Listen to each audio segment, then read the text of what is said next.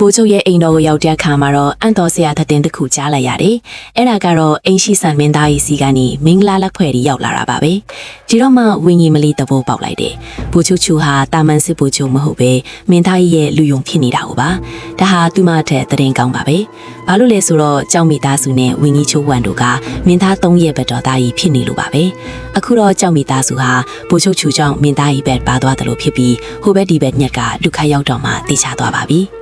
မင်္ဂလာဦးညမှာတော့ဘူချုပ်ကသူမကိုလေးစားတဲ့အနေနဲ့တခြားအခန်းမှာသွားအိပ်ဖို့ပြင်လေဒါပေမဲ့သူမကရှင်တခြားမှာသွားအိပ်ရင်အစိတ်ခန့်တဲ့အတင်းပြောကြလိမ့်မယ်ဆိုပြီးတားလိုက်တယ်သူတို့နှစ်ယောက်ကြားမှာနားလည်မှုတွေပိုရှိလာပြီးသူမကလည်းဘူချုပ်ကိုလက်ခံဆက်ဖြူလာပါပြီ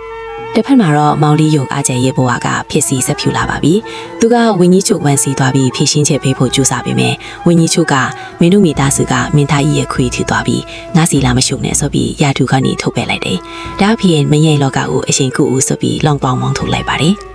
်ရာထူးလက်ဖြူလူရလဲမဝင်တော့လဲအားကျဟာသူ့ယောဂကိုကူဖို့ကအယူမှုဆရာလိုက်ရှာပါတယ်ဒီချိန်မှာပဲသူ့လူတွေကနှက်စေဆရာမတယောက်ကိုခေါ်လာပြီးလေအဲ့ဒီဆရာမကအားကျကိုကြည့်ပြီးရှင်ယောဂမပြောက်တာကတာမန်ဆေးတွေတုံနေလို့ကျမကတော့အစိတ်ကိုတုံပြီးကူပေးမှဆိုပြီးမူသားစကားဆိုလိုက်တယ်အားကျကတော့ဝမ်းသာအားရယုံကြည်သွားပါတယ်တကယ်တော့ဒီဆရာမဟာအာလီမန်တို့စီစဉ်လိုက်တဲ့လူတယောက်ဆိုတာသူမသိရှာပါဘူးဆေးဆရာမကအစိတ်ကိုအစိတ်နဲ့ကုမှရမယ်ဆိုပြီးအာကျဲကိုအစိတ်ရှိတဲ့ပင်ကူတကောင်နဲ့ကုသလိုက်ပါတယ်။တစ်ဖက်မှာတော့ပိုးချုပ်ချူဟာဇနီးထေကအစားတောက်ကောင်းတွေပြင်ဆင်ပြီးအဆောင်တွေကိုတေချာမာချာနဲ့ပုံမှန်မဟုတ်ပဲထူးဆန်းနေတယ်။သူကငါမရှိရင်တောင်ကိုဂယူးဆိုင်ပါလို့မာနေတာဟာနှုတ်ဆက်စကားဆိုနေမှန်သူမမရိပ်မိခဲ့ပါဘူး။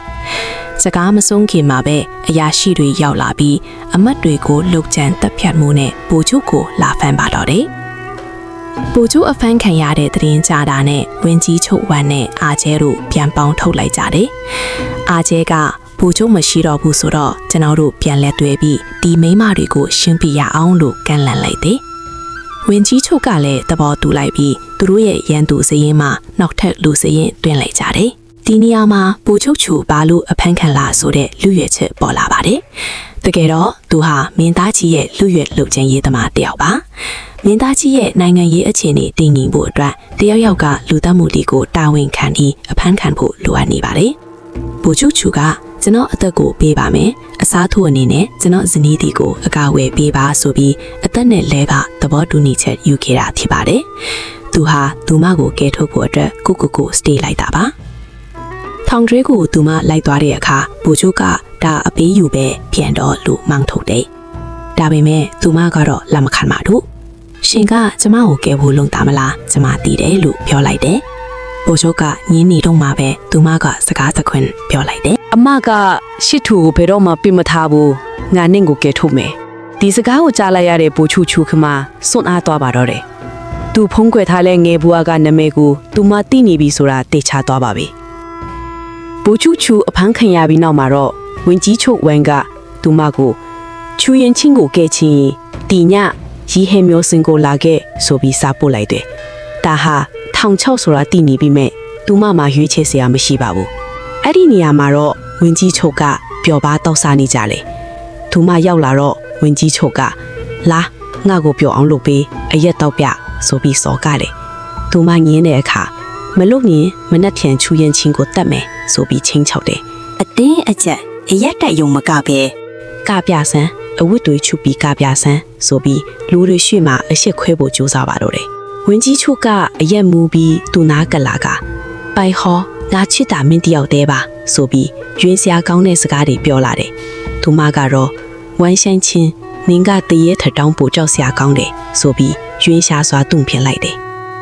ဒီအချိန်မှာပဲအကြံတစ်ခုရသွားတယ်ဝင်းကြီးချုပ်ကမင်းကလေးတွေကိုနှိပ်စက်ပြီးပုံဆွဲထားတဲ့အနုပညာစာအုပ်တစ်ခုရှိနေတာကိုသူမတတိထားမိလိုက်တယ်။ဒါဟာဝင်းကြီးချုပ်ရဲ့ရက်စက်မှုတွေကိုတက်တည်ပြနိုင်မဲ့အတိကတော့ချက်ပါပဲ။အခုတော့သူတို့လက်ထဲမှာဝင်းကြီးချုပ်ကိုဖြူချနိုင်မဲ့လက်နက်ရောက်ရှိနေပါပြီ။နောက်တနေ့မနက်မှာတော့ဘိုးချုပ်ချူကိုကွက်မြတ်မဲ့အချိန်ရောက်လာပါပြီ။သူမကတရားရုံးတော်ရှိမှမတရားမှုတိုင်ကြားပါတယ်ဆိုပြီးဘုံကိုအဆက်မပြတ်တီးခတ်နေပါတယ်။သူမရဲ့ရည်ရွယ်ချက်ကဝင်းကြီးချုပ်ရဲ့မတရားမှုတွေကိုလူသိရှင်ကြားဖွင့်ချပြီးဘိုးချုပ်ကိုကယ်တင်ဖို့ပါဒါပေမဲ့ဝင်းကြီးချုပ်ဘက်ကလည်းအစင်တင်ပြင်ထားပါတယ် သူကအရာရှိတွေနဲ့တွေ့ပြီးခမည်းလူသမီးတွေဇနီးတွေတစ်ခါကြမခံချင်ရင်သူတို့ကိုတားလိုက်ပါအိမ်တွင်းရေးပြဿနာတွေကိုအပြင်းမရောက်စေနဲ့ဆိုပြီးချင်းချောက်ထားတယ်။ဒါကြောင့်အရာရှိတွေကတစ်တီအဖြစ်လာရောက်ဖို့တွန့်ဆုံနေကြတယ်။ဝင်းကြီးချုပ်ကသူမကိုလောင်ပြောင်ပြီးဘယ်သူမှလာမှာမဟုတ်ဘူးနေရှုံးပြီလို့ပြောပါတယ်။မင်းသားကြီးဘက်ကလည်းဘိုးချုပ်ချူကိုကဲတင်ဖို့ရှုပ်ဝစီစဉ်ထားပါတယ်။ကွက်မြက်မဲ့နေရာကနေခိုးထုတ်ပြီးမြို့ပြင်ကိုပို့လိုက်မယ်လို့စီစဉ်ထားပြီးမဲ့ဘိုးချုပ်ကညှဉ်းဆိုင်ခဲ့ပုံရပါတယ်။သူကကျွန်တော်မိမတရားမျှတမှုအတွက်တိုက်ပွဲဝင်နေတာကျွန်တော်ထွက်ပြေးလို့မထီဘူးဆိုပြီးဆုံးဖြတ်ထားပါတယ်။အချိန်နီးကပ်လာနဲ့အမျှသူမရဲ့မျောလင့်ချက်တွေမွေးမွင်စစ်ပြူလာတယ်။ကဲမဲ့သူတယောက်မှမလာကြတော့ဘူးလားဆိုပြီးစိတ်ပြက်အားငြိမ်နေချိန်မှာပဲအဝေးကနေလူအုပ်ကြီးချီတလာတန်းကိုကြားလိုက်ရပါတော့တယ်